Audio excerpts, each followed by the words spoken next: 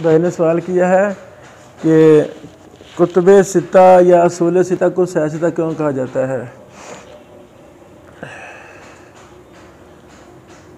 ये बेटा चूँकि कुतुब सित्ता में अक्सर हदीसें सही हैं, इसलिए हमारे कुछ उलमा ने कह दिया भी सह सित्ता, तो वैसे ही बात चल निकली।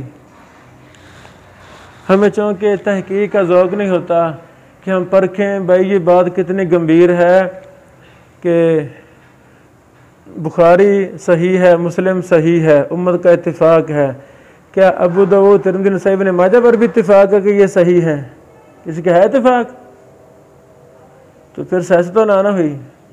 यानी वो सुनी सुनी बात है कि शेख अलबानी रहमहुल्लाह दीगर मुहद्दिसीन ने बड़ा डांटा है ज़ोर के साथ, खबरदार कुतुब सित्ता को सह सित्ता ना कहा जाए,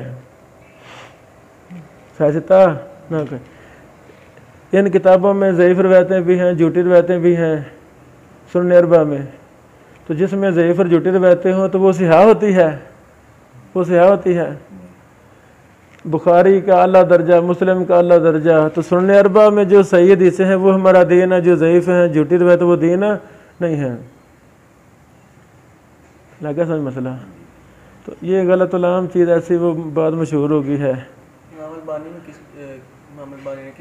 शेख अलबानी साहब ने सही जामे सगीर के मुकदमा में, तमामुल मिन्ना के मुकदमा में कई किताबों ने इस पर बात लिखी है कि इनको नहीं कहना चाहिए, सह सित्ता नहीं कहना चाहिए।